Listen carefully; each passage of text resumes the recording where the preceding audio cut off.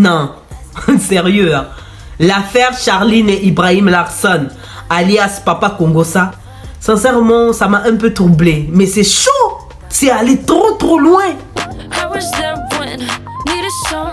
Coucou les Raina Chou, j'espère que vous vous portez bien. Et si toi tu viens de découvrir ma chaîne, alors bonjour à toi, fais comme les autres, hein. Sens-toi chez toi, merci de t'abonner, de cliquer sur la cloche de notification pour ne rater aucune vidéo. Et de partager la vidéo sur d'autres plateformes, ça me ferait plaisir. Mais bon, on n'est pas là pour ça. Vous savez, on dit toujours non, les bons Congo, ça c'est le soir. Le soir comme ça, j'ai voulu dormir comme ça, j'entends seulement clic. Et une cloche de notification qui sonne. Je me suis dit non, il faudrait que j'aille vérifier sur mon téléphone. Et je vais comme ça, c'est un Congo ça. Et maman, Charline, c'est une fille comme ça qui fait des trucs sur les vidéos, genre les meurtres, la sorcellerie. C'est elle qui fait des vidéos comme ça. Genre ces vidéos se rapprochent beaucoup aux vidéos d'Ibrahim Larson. Mais la fille là, c'est le genre de fille qui chocobie. Donc tu vois, non, elle a un français soutenu même quand elle est en colère, elle te dit moi je suis... Vous comprenez, non? Hey, maman, elle a pris sa caméra, elle a expliqué les choses. Je vais vous expliquer comment on a eu écho de cette affaire. Vous vous rappelez quand Ruby comédienne était en palabre avec Ibrahim Larson? Vous vous rappelez de cette phrase de « Tu veux quoi, mec ?» Donc, cette période-là, il y avait Ibrahim Larson qui avait fait en fait une vidéo où il était en soutane blanche. Je ne sais pas s'il est parti au baptême. Où c'était son baptême, on devait le baptiser ce jour-là. Je ne savais pas. Et il était en train de pleurer là où il avait léché la babouche. Voilà. C'est cette période-là où il avait dit que non, Charline, la seule amie qui regrette avoir perdu, c'est Charline. Maintenant, il avait dit des trucs en haut. Donc, il n'était pas parti en profondeur. Maman, hier, il y a Charline qui est sortie. Elle a brisé Ibrahim Larson en mode Pro Max, avec une zen attitude, avec un français soutenu, digne d'un film apocalyptique. C'est de ça qu'il s'agit. Maintenant, comment est Charline? Charline, c'est le genre de personne en fait très précise dans ce qu'elle fait, même sur YouTube. Elle est méticuleuse. Genre les personnes qui... méticuleuses, voilà, méticuleuse. Voilà. C'est le genre de personne, tu lui dis 1 plus 1 est égal à 2. Elle va te donner la définition de 1, la définition de plus, et puis te dire pourquoi dans égal là, il y a 2 barres. Vous comprenez? Maman. Donc elle, quand elle a vu les vidéos d'Ibrahim Larson, elle a vu, le gars, il propose des trucs bien, mais il n'est pas bien structuré, ses vidéos sont floues, son son n'est pas net. Qu'est-ce qu'elle fait en tant que bon samaritain? Charline décide de contacter en privé Ibrahim Larson et lui fait comprendre voilà ce qui ne marche pas en fait sur des vidéos, ce qui ne peut pas attirer l'attention du public, voilà et tout. Voilà, tu peux aller sur des sites des vidéos libres de droit, des trucs comme ça en fait. Donc elle a donné quelques idées quoi pour développer sa chaîne et pour avoir plus de visibilité. De là maintenant ils se sont liés d'amitié. Puis un moment entre une troisième personne qui est congolais. Je ne sais pas si c'est de Congo Brazzaville ou bien du Congo Kinshasa. Maman, les Congolais vont me tuer, dit. Maman. Parce que moi déjà j'ai un palabre avec un des Congos.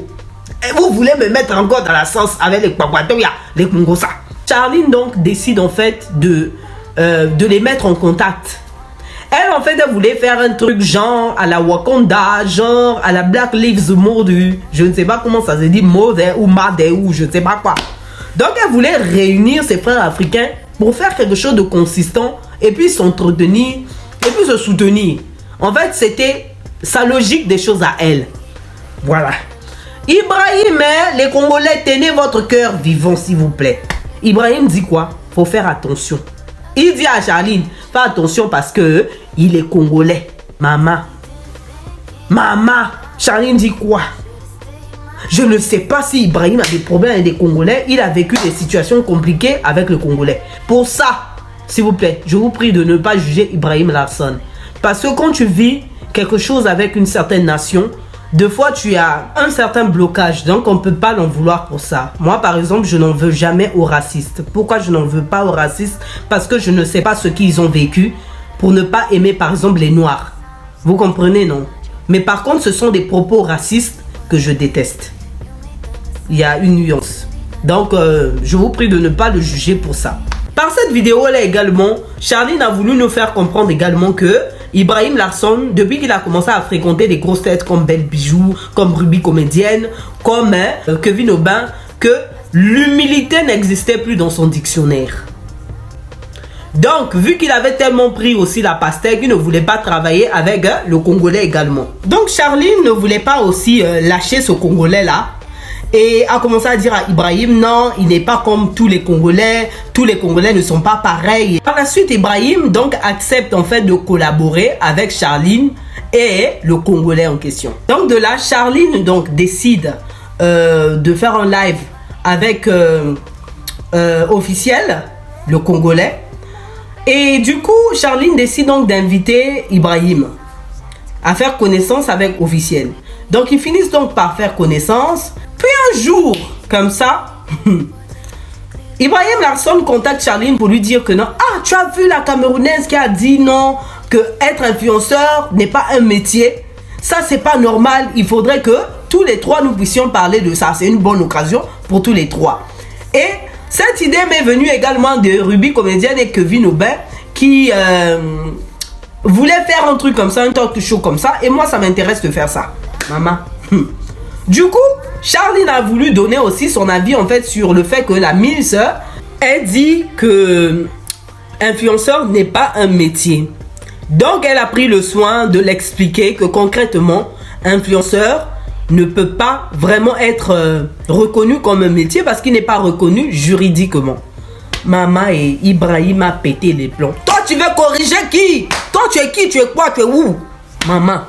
Donc elle s'était sentie gênée. Elle s'était sentie comme un petit gosse. Elle s'était sentie humiliée. Donc par la suite, maintenant, il contacte Officiel pour lui donner l'idée du talk show et tout. Et Officiel dit, ah, ce que tu dis là, c'est bien beau. Le titre est bon. Le thème est bon. Mais par contre, c'est léger. Yeah! Ibrahim l'a pris pour une insulte à sa personne. Que quoi? Comment il peut me dire que c'est léger? Eh oui, c'est monté, c'est descendu. Charline a dit, oui, c'est léger. C'est léger, le thème est bien, mais c'est léger. Il a commencé à péter les câbles. Moi, c'est par rapport à la vidéo de Charline que je réagis. Pardon, venez pas manger votre piment dans ma bouche. Il a pété un câble en maxi pro max. On ne pouvait même pas reconnaître Ibrahim même dans l'audio. Wow, oh. Il faut savoir que pendant cette période-là, Charline était enceinte. Et elle était encore au début de sa grossesse. Donc, avec tout ce stress-là, causé par Ibrahim, en fonction de ce que j'ai pu comprendre dans la vidéo, elle a fait une fausse couche. Elle dit que Ibrahim n'est pas la principale cause, mais l'une des causes de la perte de sa grossesse. Après ça, sincèrement, je peux comprendre Charline. Mais ça me fait mal également pour Ibrahim d'un autre côté. Parce que quand même, se dire que... Je pense qu'elle aurait pu ne pas le dire en fait. Parce que Ibrahim ne savait pas qu'elle est enceinte. Déjà. Et je ne pense pas que ce soit bien pour lui en fait de culpabiliser pour ça. Vu la sensibilité de la personne et souvent le manque de compréhension, je ne pense pas que ce soit bien pour lui psychologiquement en fait. Moi par exemple, si on m'accuse, ah non, tu es l'une des causes en fait de la fausse couche de quelqu'un, ça fait mal quand même. Tu culpabilises. Donc moi je pense que Charline n'aurait pas dû dire ça aussi. Voilà quoi. Ça ce sont des choses qu'il ne faut pas dire. Ce qui a fait sortir Charline de ses gants, c'est surtout le fait que Ibrahim parle de la maladie de la maman de Charline. C'est ce qui l'a déplu. Il faut savoir que la maman de Charline, elle souffre d'un cancer actuellement. Et du coup, elle n'était plus sur les réseaux en fait, à cause de ça. Mais je vais dire un truc, c'est que de ce côté, je ne pense pas que Charline ait tort. Je ne pense pas également que Ibrahim ait tort. Charline, il faut savoir que c'est le genre de personne un peu qui a un peu cette façon de penser à l'européenne, vous comprenez, par rapport à Ibrahim Larsson. Par exemple, en Afrique là-bas, quand tu annonces par exemple la maladie de quelqu'un, Pour eux, en fait, c'est pas dans le but, en fait, de vouloir avoir de l'ascendant sur l'information. Pour eux, c'est genre dire pour qu'on compatisse à la douleur.